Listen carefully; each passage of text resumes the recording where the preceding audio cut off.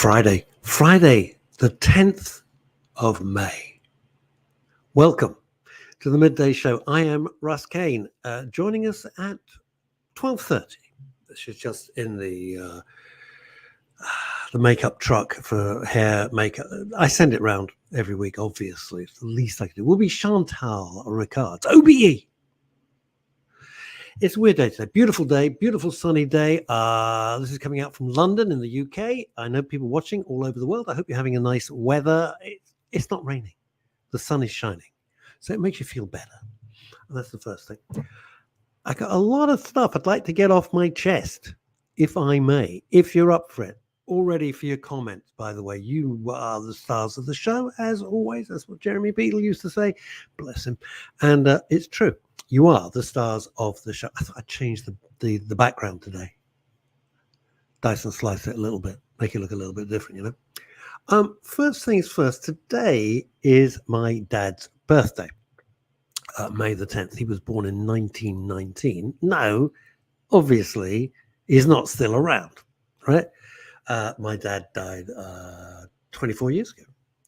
Feels like yesterday. And it's one of those things. It's quite strangely emotional. And I wonder, we're all adults now. I know no kids don't watch this show because they're out there doing what kids do, whatever that might be. But I'm thinking, do you miss your parents? Not if they're alive, because you can pick up the phone, or send them a WhatsApp or whatever you crazy kids do. Do you miss your parents? I'm very open about this. I miss mine a lot. And weirdly, every night I dream, which is why I wake up exhausted. I also want to know if you dream. Do you dream? It's just popped into my head. And every night I dream about my parents. It's never good. It's never good. Weird, huh? Weird. Robert Van Buren, horologist to the stars. Hi, Robert. Yes, what I'm thinking. By the way, if you're wondering where Phil Dave is, Phil is busy trying to save talk radio. That's basically what he's doing. Always makes me feel slightly better that the geniuses who created Talk TV managed to lose. Are you ready? Holding on to your hats. 54 million pounds. 54 million pounds. That's what it cost. Wow. Anyway, they've given up. They've trashed it, canned it. It was a monumental failure. It just didn't work. There's reasons why, but why should I bother to give expert opinion? And they're making it talk radio. They're giving up on all the TV side as well. Anyway, not everything in life works out. You pick yourself up, you dust yourself down, and you get on with it. Anyway, what I was thinking is, do you miss your parents? Do you miss your mum and dad? Do you miss being able to Julie Voice? Formerly of Houston, Texas, and now of Guildford, Surrey. What the heck? Friday in the Sunshine. I know, Friday in the Sunshine. I am sitting writing away. I've got tons of work to do. And today, although it's sunshine, I can look out on the sunshine. I'm treating myself to that. I've got to write a big baby ceremony. I got a big baby ceremony coming up on Sunday. And then I got a wedding that I'm doing for a very nice lady called Sue Flood. And then I've got a funeral. I don't know these people really. It's very encouraging for my work as a celebrant. Anyway, getting back to my point, no one can interrupt me better than I can interrupt myself. Jesus. Do you miss your mum and dad? There's so many times when something happens and I think even now, which is ludicrous, mum died years ago as well, I think, mum would love to know. And it's like, guess what I ran into? And you think, that's dumb. Julie Voice is all right because her mum, who is Julie Voice, we met via radio like this, and her mum is 96. Yeah, 96. Way to go! And plays bowls every week. Fantastic. You imagine being 96 and take me to the bowls club. Okay, mum. Take her out there. So that's that. I'm wondering, Anyway, happy birthday to my dad, who would have been, I can't do the maths, 100 and what? 19. He would have been 105. Yeah, that's about right. He would have been 100. Yeah, he would have been 105. I'm glad he's not here to see this world. Christ, what a world. Are you following all this? Are you following what's going on with the Eurovision Song Contest? Are you following that trash? Greta Thunberg. I hope to God I never meet her. I hope to God I never meet her, because I don't think I could control myself. I don't. I'm being honest with you. I don't think I could. Graham Pack. Yeah, that's so rude. It's kind of rude. Graham Pack is saying this. I moved to Bushy to be near my parents and to keep an eye on them. Make sure that they're not going to escape, are they? They're dead. That's horrible. But it's a weird thing. I did a show earlier today. I can't remember the station who invited me. I think it was a BBC station. I really can't remember. And it was a section, which, by the way, Radio 2 have just nicked. Sarah Cox just nicked it. It's called Hatched, Matched and Dispatched. And I had to talk about, well, they wanted to talk about the flying eye. I tried to get them off that subject as soon as I can, because I'm talked out about it. It was lovely, but I finished it 20 years ago. I started it 40 years ago. I really don't have to keep regurgitating. I've kind of said everything there is to say. It was wonderful, changed my life, move on. And they wanted to know the number one tune when I was born. I said, I think it was something that was a cave painting, basically. That's how they did the top 10. They just daubed animal blood on the cave wall. That's that. I'm not saying that I'm old. That's it. Now, what have we got here? I'll come back to that. Happy Friday, Russ. This is from Karen Shortened. My dad, stepmom, mom, stepdad, it's a hell of a family you got there, are all in their late 70s, early 80s. All serious health scares in recent years. I now dread getting that call, but I know it'll happen. Well, you know what, Karen? It's part of life. That's it. As Jim Morrison of The Doors said at the front of every one of the concerts, no one here gets out alive. I think he meant it slightly different the way that we understand it, but as it was. So I had to do Hatched, Matched and Dispatched, right? The Hatched was, God knows, some tune from Al Martino. Al Martino? Even I don't know Al Martino, right? So that was that. The Matched doesn't matter. It's a long story. I'm not getting into it. But they said, at your funeral. Excuse me. Don't get that on the BBC. I have to write my nose. Get over it. So at my funeral, they said, what song do you want? And I explained to the broadcaster, a guy called Justin, seemed very nice. I said, there's 3 songs at a funeral. There's the entrance music, there is the reflection music, and there is the exit music. And he said, well, tell us what your exit music would be. And I said, well, that's easy. Exit music is when everybody files out of the chapel or the crematorium or wherever it might be, right? And I said, my exit music is going to be Kiss, rock and roll all night. I'm going to rock and roll all night and party every day. And I thought that would be the perfect exit music, as everyone's filing out going, oh, Russ, I never really liked him. And they'd be, muttering, where are we going for lunch? And that would be, the main thing on their head, obviously, because I know what my friends and family are like. And it would be, I'm going to rock and roll all night and party every day. So what would your exit music be? What music would you want as everybody files out from your funeral? What music did you first get dancing to at your wedding? If you got married. And what was number 1 when you were born? It's a good idea. I like this. It was thought up by this little radio station. Of course, Radio 2 have just nicked the whole idea. Said, hey, we've come up with a great new idea. It's the BBC. Never had an original idea. What do you think? Oh, this is good. Julie Voice. I like this. What have we got? Julie Voice.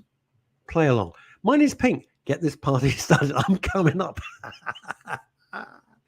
I'm coming up, so you better get this party started. That's what I said about Dad. I said he's lit up his first Havana cigar and knocking back his first extra treble Courvoisier brandy. It's probably what he's doing, or nothing. Fat Scotty. How did us? 3 funeral songs are the entrance, reflection. What is this? Entrance, reflection, the adventures, broken land, exit.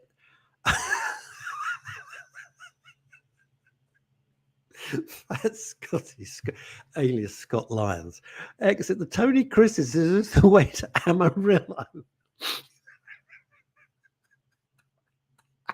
I don't know why, Fat Scotty, that has tickled me. You know, but the thing about that song, right? I hate songs like that, but I get the point. They're very clever. And can you imagine if the congregation's walking out, and as the music starts playing out the speakers in the chapel, they're beginning, "Is this the way to Amarillo?" And the whole congregation going, "Every night I've been hugging my pillow." The whole church, crematorium, everybody, you wouldn't be able to resist. You know it. Right. So what would be, I'm enjoying this. What would be your exit music at your funeral? The last thing you have to say before you haunt everybody, obviously, goes without saying, you're going to come back and haunt them. What would be that's kind of like your last statement, isn't it? That's the last thing. As I said, mine would be Kiss, Rock and Roll All Night. Oh, God, what do we got? Here we go. Let's get it live to New York City. Live to New York. Elizabeth Green, who's in Manhattan. No music at my mother's funeral. We were at Bushy afterwards in the prayer hall. Oh, that is such a depressing place. I know what you're thinking. It's the funeral, Russie. It's going to be depressing. No, it's a really depressing place. Sitting on small shiver, which is morning chairs. My brother moved his... Elizabeth, can I ask you a question? Is there one subject in the world that I could put into the midday show that you could not crowbar your brother into? It's unbelievable. Stop it. Stop. You got your own life. He's got his on his yachts. Right. What do we got? Scotty says, I've already prepped my funeral box ready on CD and USB in case I should expire prematurely. You want the fun? I'm not going to do that. You want the congregation in fancy dress. What have you come as? I've come as a vicar. I thought you were the vicar. I am, but I've also dressed as a vicar. It's a double joke. God damn. Oh, this is wonderful. Julie Voice. Not sitting outside the car park in the Bowls Club. Listen to this. This is the exit song. My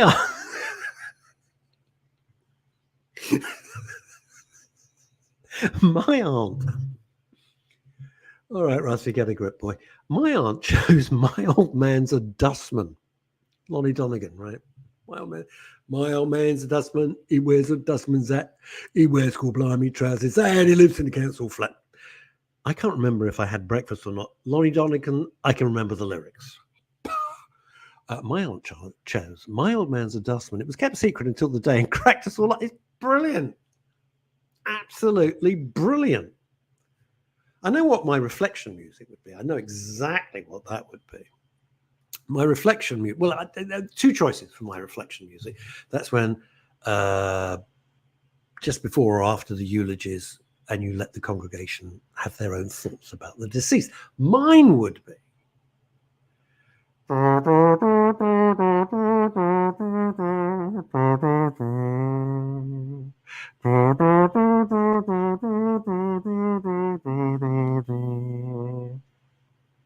Billy Cotton Banjo. No, mine would be the theme from The Godfather, or Johnny Cash, Hurt, which is one of the most extraordinary songs. He didn't write it. It was written by Trent Reznor of Nine Inch Nails, but it's one of the most extraordinary songs. Johnny Cash, Hurt. Wow. Just gives me goosebumps thinking about it. So that would be my reflection music. Or what are we? Oh my God, you are joking me. My old boss, says Fat Scotty, had 200 people at his cremation and played Prodigy's Firestarter.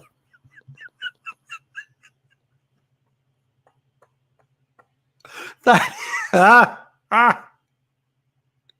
it was chuffing hilarious. Can you imagine? You're at a crematorium and the music comes up, Firestarter.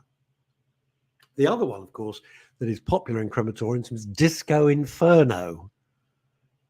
People, you got to have this. Look, you're going to go out with a laugh, or you can go out with misery. It's your choice. I'd go out with a laugh. What the hell? We're going to go. I just don't want to go today. I've got things to do. I've got dinner this evening. So my daughter's inviting me over for dinner. So I'm quite looking forward to that. Be nice. Be nice. So I've been thinking. So my questions to you is, what's your exit music? What would your reflection music be? What was number one when you were born? You're going to say so. It is interesting. I can get rid of this. I love that Firestarter. Of course, do you know, it only occurred to me not long ago. No one said I was a genius. That, of course, it's called Firestarter because the band's singer, who's now dead, it was Keith Flint. You see? Did you get it? Keith Flint. Yeah. Look, I'm not going to explain it to you. It's either you either get it or you don't. There we go. So I'm just looking at what's going on in Sweden with the Eurovision Song Contest, which seems to have been turned into a Nazi rally, mainly headed by Hitler Youth. And I've given up on it. I've given up on it. In the middle of course, the self-obsessed, egotistical Greta Thunberg, always on the wrong side of history, the useful idiot, as she always has been. Because, gosh, miss a headline, miss an opportunity for some publicity. Not Greta, would she? It is unbelievable. These people who preach niceness and kindness are screaming at a 20-year-old girl who's come there to sing a song. It's got nothing to do with the music anymore. It's just so utterly depressing. And this was always going to happen. This was always going to happen. And what have we got? Before I get back into this, I'm going to lighten the mood. Oh, you are joking. Fat Scotty says, reflect music would be the theme from Countdown. Da-da-da-da-da-da-da, boom. I only want people to spend 30 seconds. You're a genius, Scott Lyons. I only want people to spend 30 seconds reflecting what an absolute arse I've been.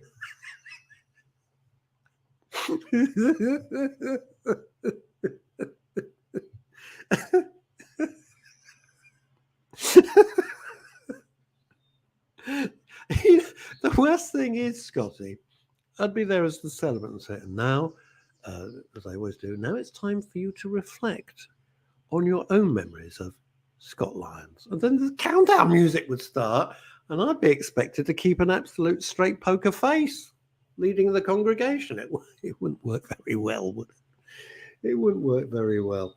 Anyway, what I'm saying is, it's all circle of life. Got the baby thing on Sunday, right? Which I'm looking forward to just writing the whole service, which is really touching and lovely. Big wedding coming up, and a funeral, which I'm traveling to Bristol for. So I just wondered, we're Bristol. I haven't been to Bristol in like a million years. There we are. What I'm saying is this. I wonder if you agree. And it's heavy duty stuff, all right? It's not lighthearted. There's nothing clever and funny I can make up about it. I think we are heading for civil war. I have felt that we have been heading for civil war for years. I think it's what the opponents of the West want. And I think it's coming. I truly do. And as they always say, you know, when America sneezes, Britain catches a cold. Wow. I think the West, as we knew it, is done. I do. I think that America, as the world's greatest superpower, is done. I do. Because it's the wheel of life, isn't it? It's like a career in showbiz or anything like that. You're at the top. And then slowly you go down to the bottom. Then maybe you come back up if you're really, really lucky, or if you're not. But they're delusional on both sides. Now, the advantage we have here in the UK and Europe is that not everybody is armed to the teeth. Not everybody has got an arsenal tucked away in their cellar or their rec room. And so that would be that. In America, when it breaks out, it's going to be very bloody. And it'll be very bloody in Europe too. But, you know, we're under attack. It's as simple as that. This has got nothing, trust me, this has got nothing to do with Israel. It's got nothing to do with Gaza.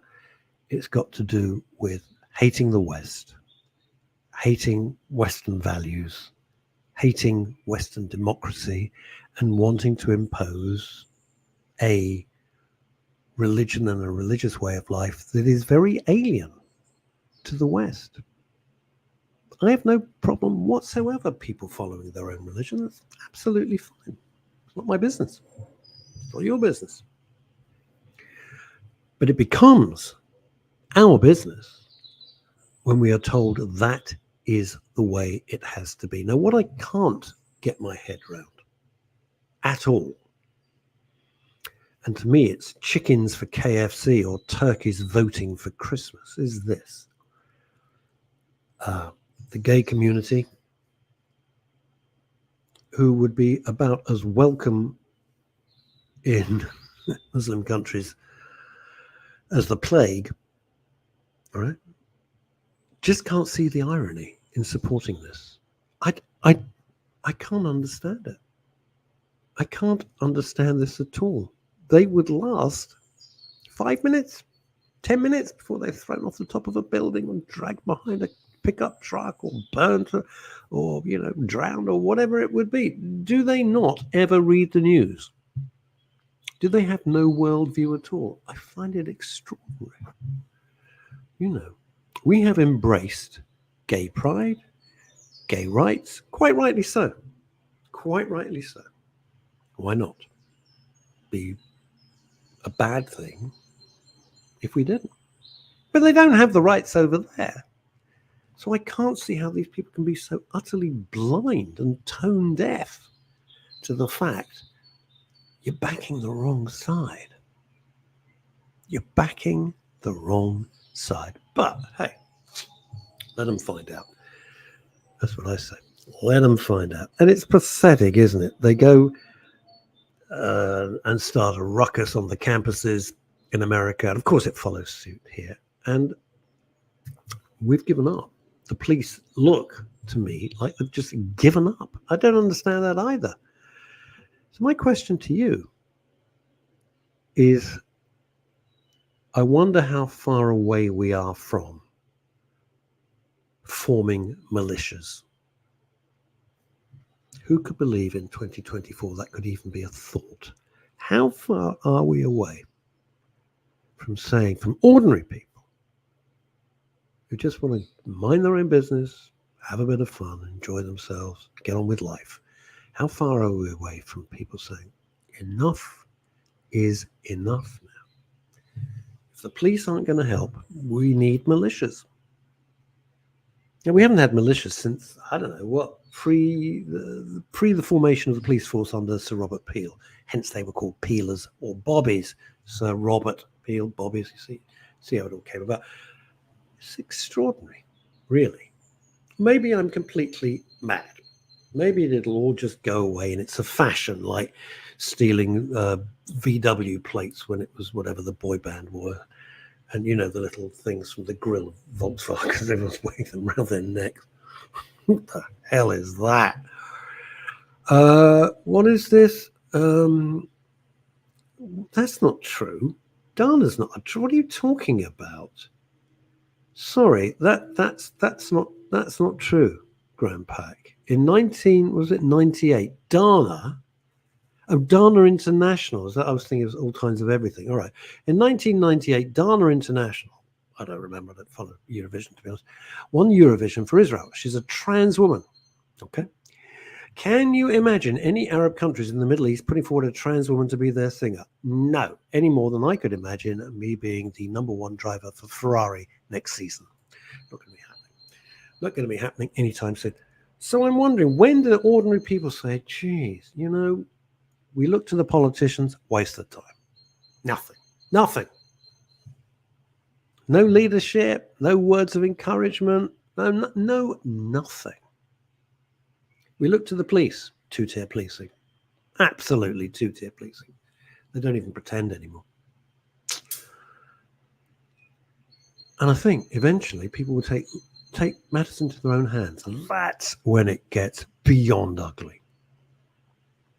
Because that's the first stage of civil war, which is what they are pushing for. That's what they want.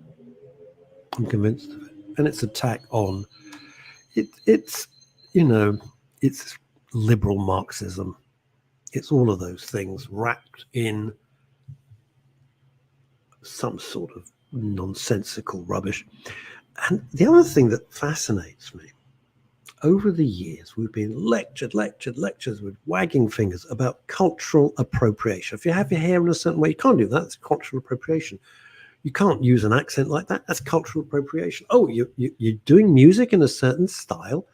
You can't do that. That's cultural appropriation. But it's okay, apparently, to wear the keffiyeh. That's fine. That's not cultural appropriation. There again, neither was wearing the swastika. Graham Pack, Oxbridge colleges are fastidious about their lawns, but they don't allow students to even walk on them. Yet we are allowed, you can't, my son went to Oxford, I know, the lawns are immaculate. Yet they're allowing these encampments on them. Well, this is what happens when you get neoliberal Marxists in charge of stuff. When the man said drain the swamp, he wasn't bloody kidding, man. This swamp is enormous and it needs draining. Big time. Big time. Fascinating. By the way, my last point before we lighten the mood. But I just wanted to get this off my chest. And I haven't even touched the sides of it, really. So I'm trying to be careful about what I say. Is this. Even Jimmy Carter, when there were American hostages, sent the troops in to get the American hostages back. Biden, arguably one of the worst presidents ever, if he even knows he's president, of course, because I wouldn't know. Biden has let those American, forget everybody else, has let the American hostages rot, if they're even alive. Done nothing. Tells you everything you need to know. That's enough. Let's do some entertainment. Let's bring on, with her pulchritudinous purview of production. Hey, come on! The pulchritudinous purview, I just thought of that, of production. You know her. You love her. And why wouldn't you?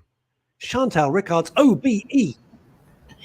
I'm loving the alliteration. I think that was excellent.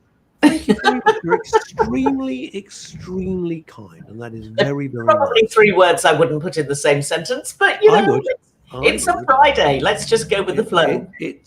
You're looking particularly summery today. Very summery. I'm so excited. Honestly, my mood gets better and better with every sunbeam that comes out and blesses my back garden. So I couldn't be more delighted. I wonder where you were going there for a minute. Thank God you said you added the word garden. I thought you were going to add the word side. Yeah, no. Well, that's the way my mind works. I can't help it. I'm sorry. I can't help it. Are you well? Everything good?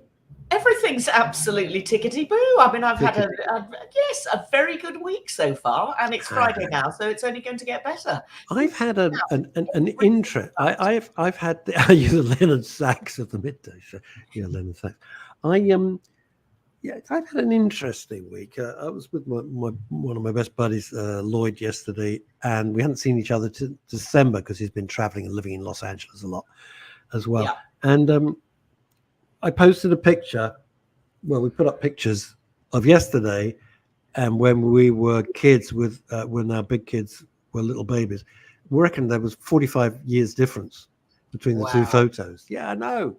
And neither Lloyd or myself have changed one iota. Yeah, right. Unrecognizable. Well, I was listening to the beginning of the show and you mentioned that it was your dad's birthday. Yeah. And you mentioned the year. And in fact, it is only 3 weeks to the day to what would have been my father's date of birth as well. Bless him. So your dad and my dad were on the planet and pretty much the same time, 3 weeks apart. Wow. Yeah. Wow. Who'd have thought? Gosh. So there we are. Anyway. Now, thank you, as I always do, because I always make notes of your fabulous recommend. I do. Anyone who knows me. And then I get message. What does Chantal say this week? What does she say? What does she recommend? I get loads of those, by the way. Shard Lake, which is on Disney Plus, a channel that I've never seen.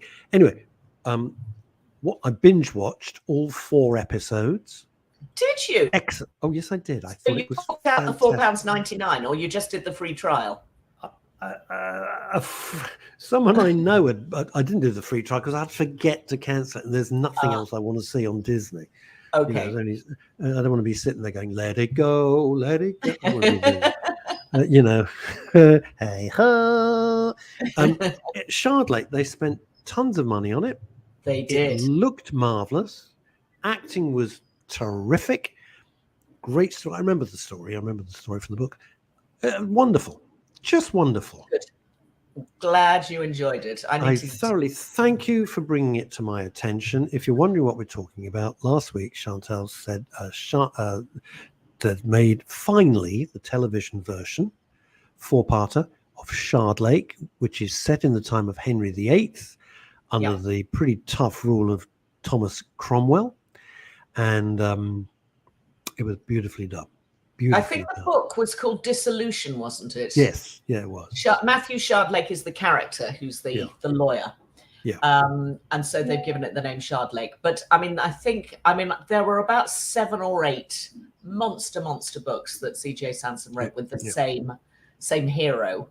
Yeah. And I think Dissolution was the first. Anyway, we'll see. I'm sure there'll be more. I hope there'll be more because it really deserves it. Interestingly, and the irony, C.J. Sansom died a week before the series launched on TV. So he'd waited the whole life.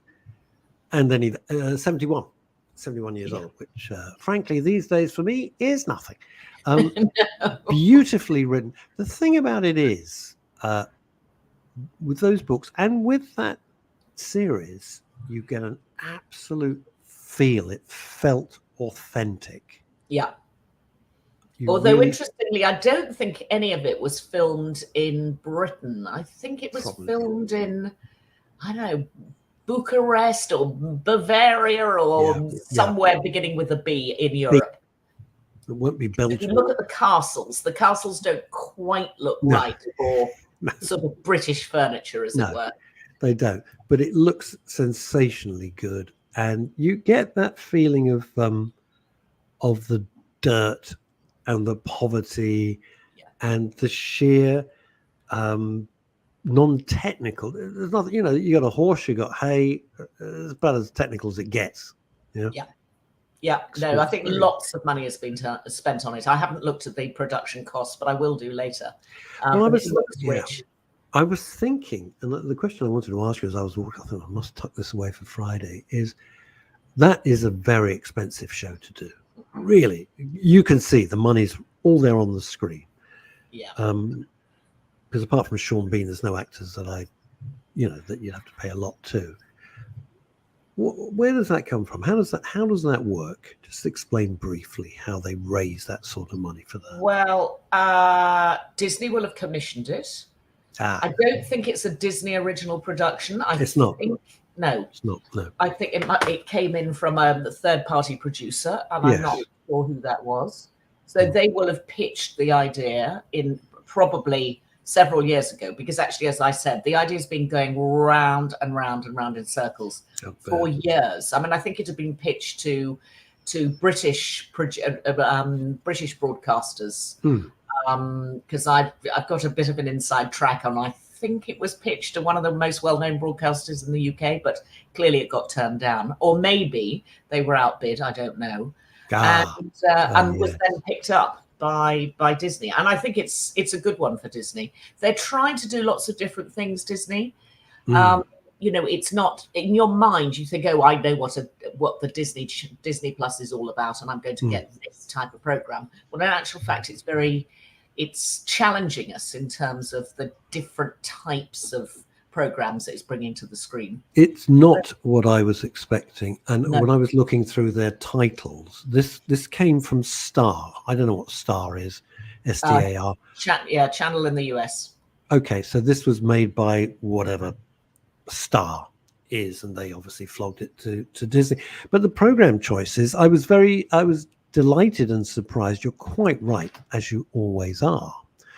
Of course, I thought it would all be, you know, I don't know, Huckleberry Finn and Jungle Book and ruining the Star Wars franchise, which is now unwatchable. But thank you, Disney, for destroying that legacy, along with Indiana Jones. It's not. There's all sorts. The choice is huge. It looks pretty good channel, actually. Yeah, there's some really good stuff. I mean, I won't keep on my subscription all year. I'll just dip in and out when I know there are 3 or 4 series I want to watch, and then come back out again. But clever. It's great. That's what we expect from Chantal Rickards OBE. Indeed. Okay. But I know that you've got Netflix, haven't you? Yeah. Yes. So I've got some weekend viewing for you. Oh, yes. Brand new 7-parter. Okay. Now, actually, interestingly, I thought, I vaguely knew that it was a sort of Irish whimsy, cozy crime series. Cozy crime. Or so I thought. And as the credits rolled at the beginning, the first 2 names, because I always watch the credits both at the beginning and the end, I'm really sort of, boring about that stuff. But the first 2 names I saw were Michelle and Barack Obama. And I went, oh, hang on a second. And I was looking for the names of the talent. And most of the names I didn't recognize at all, other than a guy called Will Forte, who's on Saturday Night Live in the United States. But the names of the other actors I didn't recognize. Yep. But this is from the production company that the Obamas created several years ago. And actually, it's really good. It's much more sophisticated than I thought it was going to be. It's sort of more sophisticated than a regular cozy crime series. It's set in the west of Cork, so it looks incredibly beautiful. It's a bit like Murders in the Building, if you know that series that we talked about a few months ago with Steve Martin. It's based around 3 people who are preparing a podcast. There's an American guy, there's a young Irish woman who's been working for something like The Guardian in London and has had to get out of London because one of her sources for another story that she's writing has been murdered. And then there's a young researcher. And so the 3 of them arrive in this tiny little Irish town called Bodkin, which I don't think exists, and basically ruffle feathers as only 3 outsiders can. The blow-ins, as they call them. I'd never heard that phrase before. Blow-ins? I rather like the idea. In Yorkshire, I was always known as a comer-in because I was not from Yorkshire. You sure you heard them right? Yeah. I think that's what they called me, but you never know. She's a comer-in. Yeah, comer-in. Put wood in all, love. But I think a blow-in is a rather nice idea. Blow-in, I love that. These 3 blow into town, ruffle feathers, everybody's feathers. You can just imagine that there is enormous suspicion, and it's all about a crime or a mystery that happened 20 years earlier, when 3 people disappeared on the night of the Celtic Halloween festival that was going on in the small town. So that's the premise. It gets better and better and better. The first episode is a little bit slow. You're not quite sure where it's going. Yeah. And the comedy is slightly muted, but the scripts are really crisp. and a lot of it feels original. I mean, they go down a couple of the regular Irish tropes, but ignore those and stay with it. So go past episode 1 and into the rest. It's a 7-episode series, and I think you'll really enjoy it. It's good fun. It's good fun. The name of it is Bodkin. Oh, it's just called Bodkin. It's called Bodkin. It's called Bodkin. That's it. Which is, Bodkin. Okay. It is what it is. It is. So that's definitely worth. I didn't even know the Obamas had a production company because they're not quite successful enough.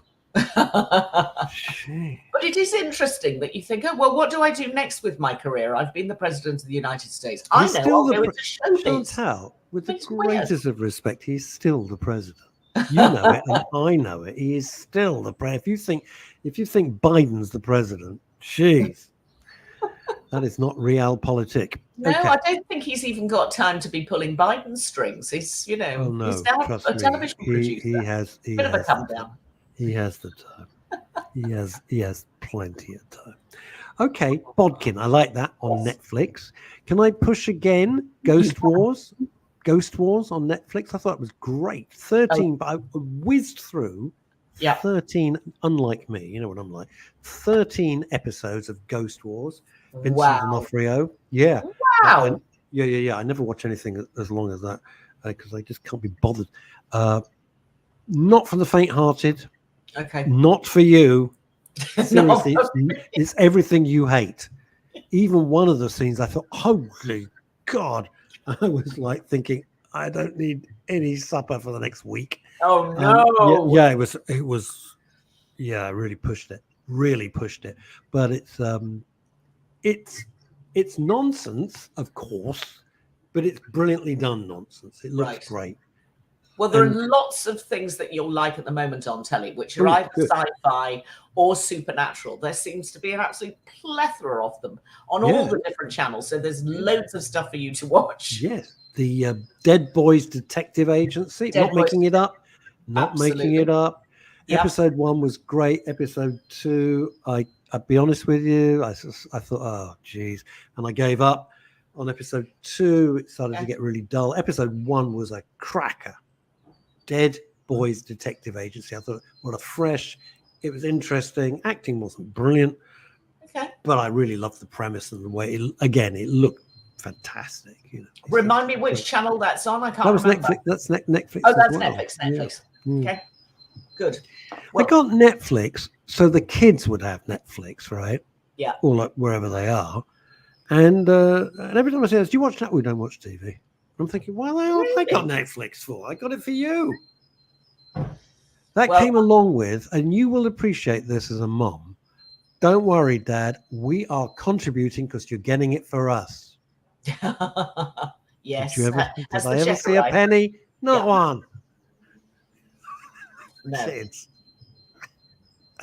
I'm not entirely surprised, but I don't think my children will be listening today because I'm hoping that they're actually at work.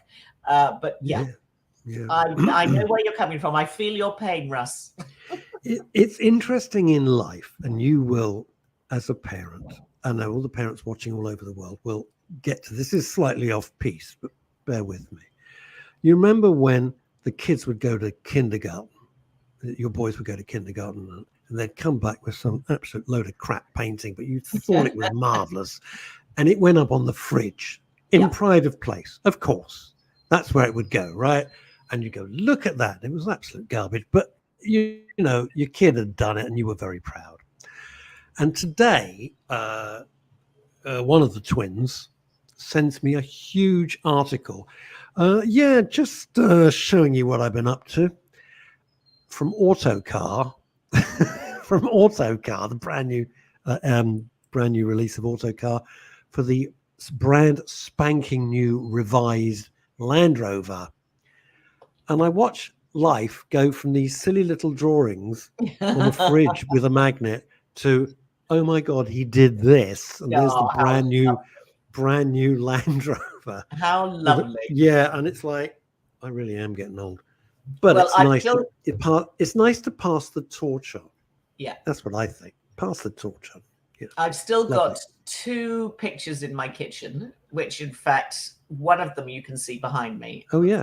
From the kids' little early days. And then I've got 3 or 4 plates that I've put up in the kitchen, which are, from the pottery club or whatever it was that they used to go to.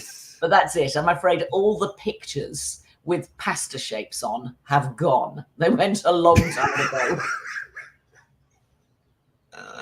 God knows why they used to get kids to sort of sellotape pasta shapes. I know.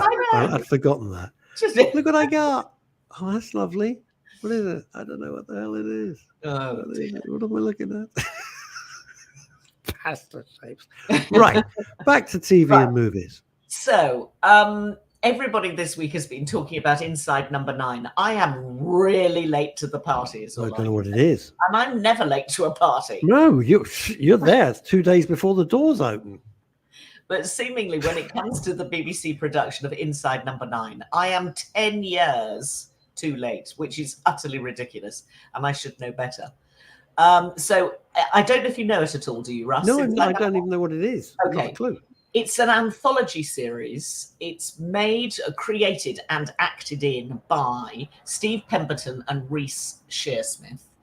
They have, each programme is only half an hour, and it's a sort of black comedy with a very interesting twist in each individual programme. Now, the new series has just started, so I think there are 50 episodes to go through. You don't have to watch them in any order. You can just pick, one off the BBC iPlayer and just start where you like. So you don't think that you've got 10 years worth of studying to do before you can get to the new series. Oh, thank heavens. I started the new series just, a couple of days ago, and I just thought, this is absolutely tremendous.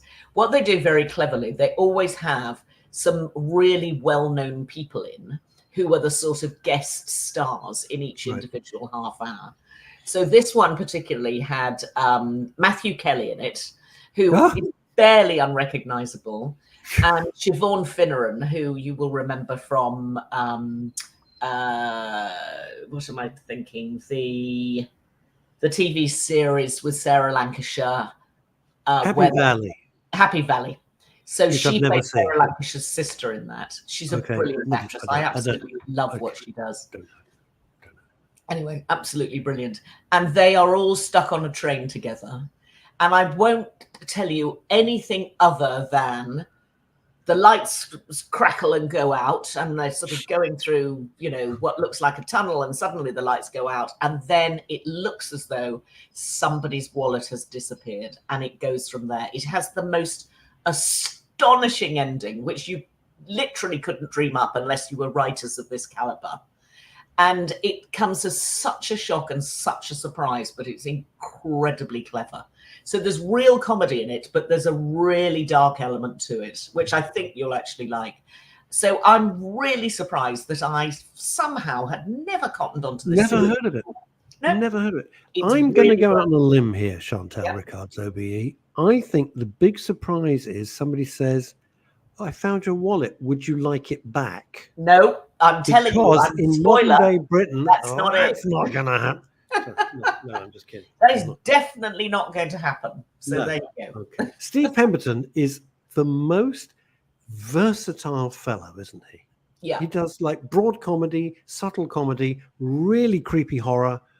He's a terrific actor. I look at somebody like that and I go, he's like Stephen Graham.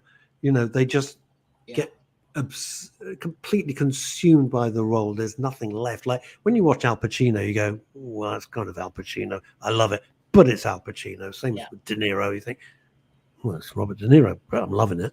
But with Steve Pemberton or Stephen Graham, they just disappear, don't they? Yeah. Totally. Fantastic. So Pemberton and Shearsmith, in fact, they met at Teacher Training College. And then, of course, what they're most well known for is League of Gentlemen, which now must be at least... I've never seen that.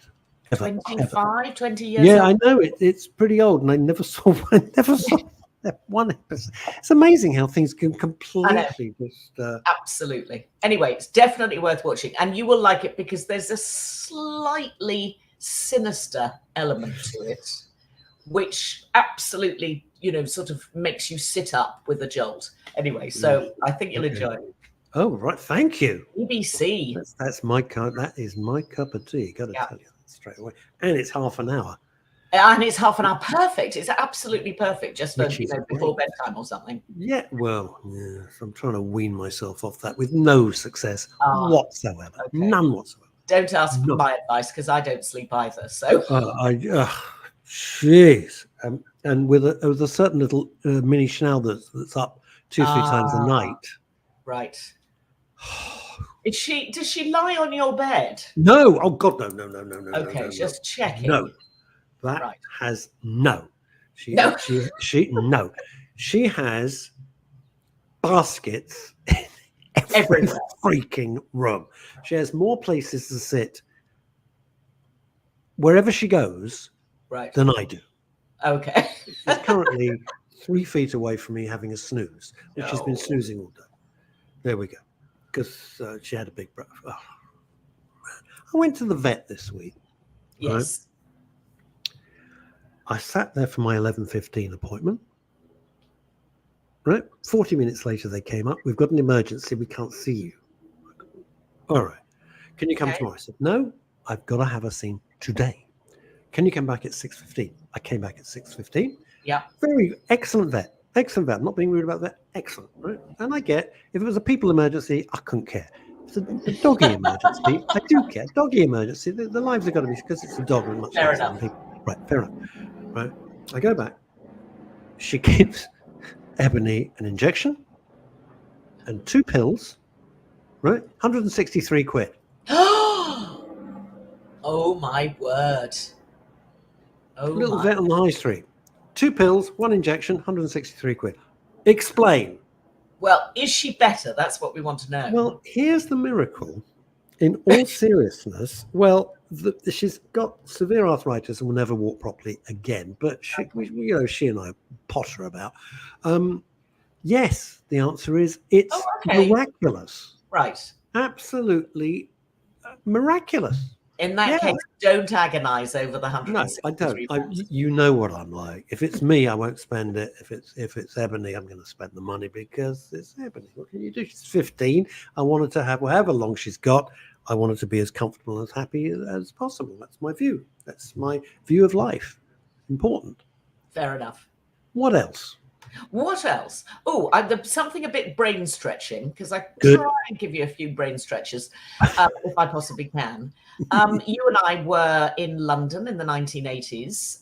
We were both at universities in London that were the sort of activist stuff going on. Oh, yeah, I know. We were very aware of political situations. Yes, we were. Because you went to a university of note where politics was a big deal.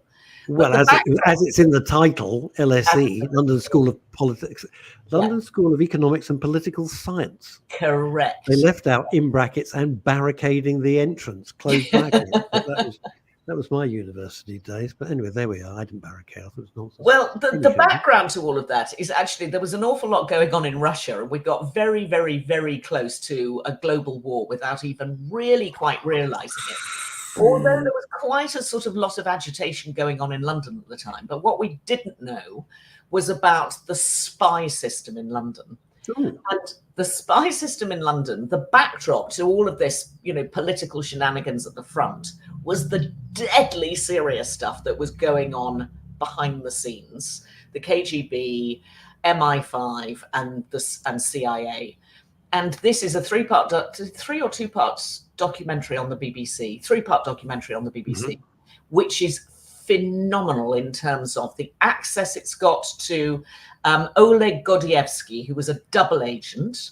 He's interviewed on the documentary, which seems sort of incredible. They're talking about how they would use dead letter boxes in town and what the signs were, and it was a Safeway bag, and you had to be eating a chocolate bar that was a Western chocolate bar. I mean, it's just astonishing. That explains a lot. That explains why Hannah Gordon said Safeways, everything you want from a store, and a little bit more. And a little bit more. Who knew that Hannah Gordon was a double agent, the commie swine? Yeah. But they talk about Michael Bettany. Now, Michael Bettany was a double agent who... you know what I thought you said? Paul Bettany, and I thought he was an actor. Now he's an agent. No, Michael Bettany worked for us. And then he decided that actually Russia was a better place. We don't like him then. How did that sort of come about? It was just, because they're mad. Start being somebody who really wants to sort of present and sustain British values, and then you suddenly decide sort of overnight that you are going to effectively work for the Russians and I can't think of any group that want to completely destroy Western values off the top of my head. Just nothing comes to mind. But it's absolutely fascinating seeing inside the mind of those people who were double agents and the ones who were agents. And they've interviewed lots of people who were in MI5 and the CIA and the people who are no longer working for the Russian system. And it's a really interesting documentary. And were the Russians allowed to talk before they were pushed out, fell out of a window accidentally? No, well, some of them made their way to the West. And indeed, there are stories from former ambassadors and former first officers from embassies around the world who tell you the stories about how they got the agents out of the country. It's fascinating. It's proper James Bond stuff, and it's brilliant. What's it called? It is called, let me see, Secrets and Spies, a nuclear game, because obviously the backdrop was the whole nuclear scene, and we got very close to a nuclear war just after you and I had graduated and were knocking around in London. What I love about you, apart from everything, of course, Chantal, is the way that you casually lump in that sort of you and I were at uni together, not mentioning decades apart, which is very sweet of you and very kind of you and much appreciated. Thank you. Yeah. It's the nicest thing that's happened this week. Well, we were at university in London in the same decade. Yes. Maybe. Yeah, probably. Yeah, I think we were. Yeah, probably. Yeah. Yeah. Anyway, it's worth watching. It's brain stretching stuff and it's gobsmacking. And, that's not very reviewerish. But that's the word I'm using because gobsmacking is reviewerish. Yeah, and that's not a word either. It is. It's your new word. That's why you got an OBE. It's your new word, reviewerish. Let me ask you a very quick question, right? Yes. It's got nothing to do with TV or television. It's just a general query that I have. I have a view. I'd love to know your view because you're a brain box. People say, we need to know everything that's going on. We absolutely need to know everything that's going on. And I'm going, no, we don't. Because if you get this information, what are you going to do with it? My biggest problem, am I going to get to Lidl in time because I've run out of milk? I'm serious. That's kind of it, right? So if I'm told about all these spy things, what am I supposed to do about it? Nothing is the answer. No, indeed. I don't think we should know. No, well, it's not our place to know, quite simply. There we You didn't ever get the tap on the shoulder? Me? At university? I was a member of the Blockbusters Video Club, if that's what you're alluding to. Oh, yeah. Okay, just checking. Did I get it? I would have loved to have done that. I absolutely no. They obviously thought this kid's an idiot. This is the kind of idiot we need representing Britain in its war against Russia. I did know a couple of people at university who got the tap on the shoulder and will you come to it was sort of described as some weekend at Oxford University or Cambridge University, and it was held in the summer and there wasn't any specificity around what this was. Are they still Scientologists?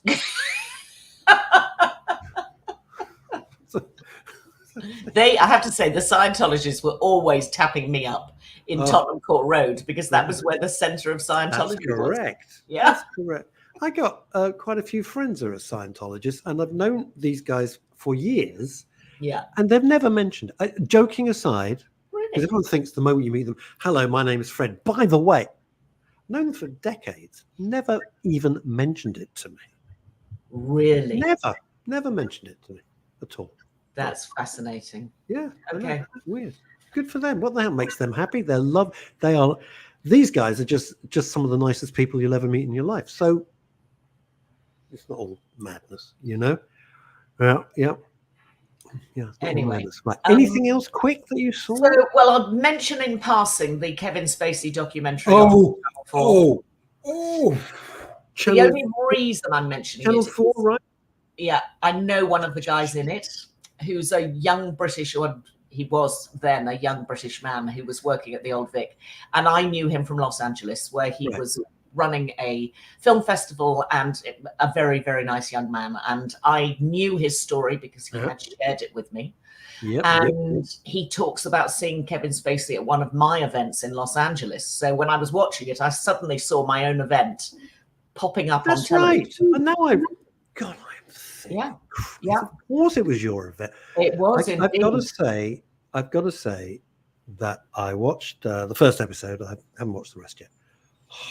It was everything I knew. Yeah. Everything I then suspected, and then a whole dollop more. I know.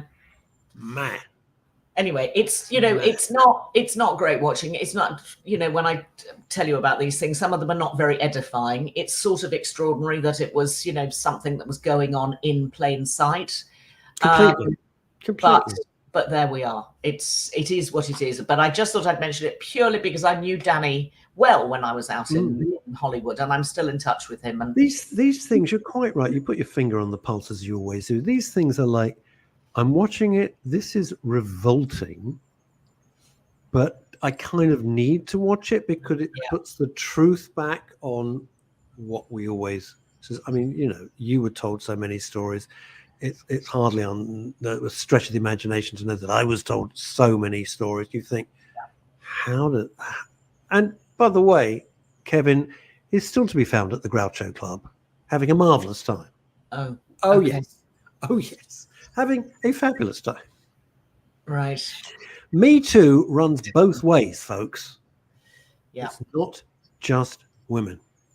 I think that's an important point. It's not just women. Men can be as equally affected if it all goes horribly wrong, and when people choose to be monsters and use their power without any constraint. That's what it's about. It's the abuse. It's not about being gay, not gay. It's not about that. It's always about the abuse of power, which is a testament to Chantal's wonderful integrity, that she remains as sainted as she always has.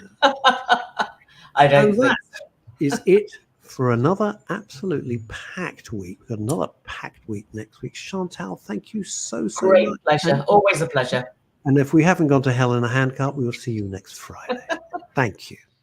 And that, gang, all over the world, record numbers watching today. Fabulous. Thank you so much. Thank you for letting me speak from the heart.